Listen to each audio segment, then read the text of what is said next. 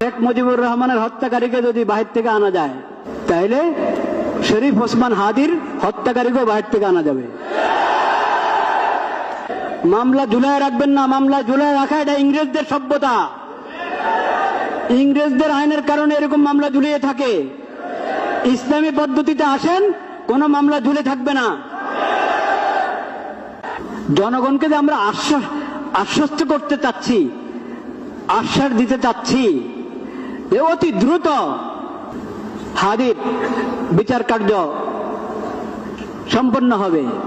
মানুষ আশ্বস্ত হওয়ার জন্য কিছু দরকার, কিছু তো দরকার।